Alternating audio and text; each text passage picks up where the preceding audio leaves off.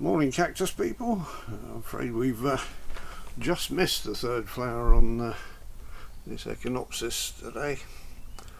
It was out first thing this morning, but I've come back to it and the heat of the day has got to it, so it's flopped over a bit. Still more buds to come, but that wasn't why I was making a video.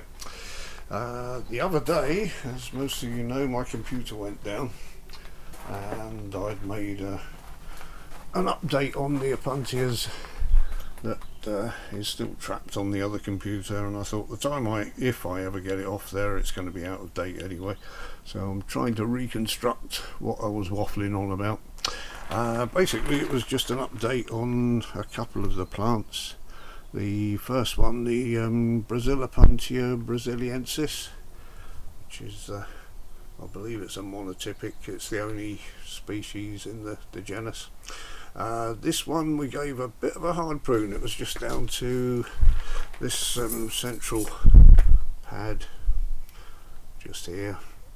Use my extraordinary long tweezers, which Diana likes, and that's grown back quite nicely. You can see the few extra cladodes on there that have sprung up, and the idea of pruning it was to give it more of a trunk rather than it just splaying out sideways and trying to be a bush, which seems to have worked quite nicely. And I don't know if you remember, at the time we took some cuttings in some in grit and some in compost. Both of these had rooted up. There's new growth on both of them. There's not a lot of difference when I took one out. I took a couple out to look at the roots, which I've potted up here and here. They're all doing very healthy. They're very good cuttings. Very pleased with that. And its little friend at the back there is growing away happily as well. Very pleased with both those plants. The other one was the Opuntia monocantha, which I believe Anders said he thinks the Latin means single horn or something like that, monocantha. This plant does very strange things. You take cuttings off it and some come out variegated, some come out plain and they grow very tall, others come out absolutely covered in small pads or cladodes.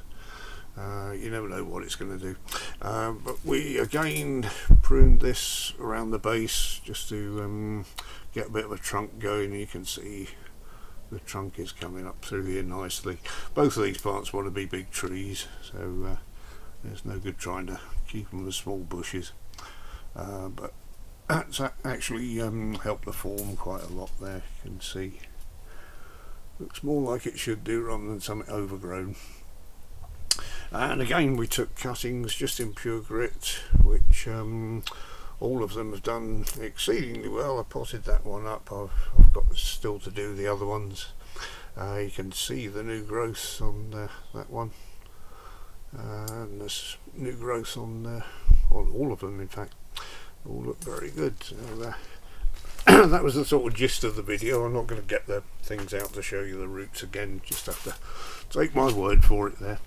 The other thing we looked at was over here. Was the Opuntia humifusa that I've put aside for Scott when he comes down, which is doing very well. It's grown 2 new cladodes, one of which is quite huge. I'm still hoping it might pop a flower out by the time he gets here, which yeah, never know. I had one this size flower last year, so it's not beyond belief. So that's while we're here, just a quick look at the flowers that are coming out at the moment. Mammillaria is happily flowering away. We've got some lovely parodias come out. The Parodia atonis. I've tried to grow this from seeds and the seeds come up and they keep dying, so I should try again this year. The Parodia scopacina. This has a lot of seeds and these are quite successful, but they're very slow growing. I've got some that are tiny and they're 2 years old, and you'd think they don't just come up. That side, very small Parodia here, Parodia prolifera, and a lovely Alastera, and a small Opuntia.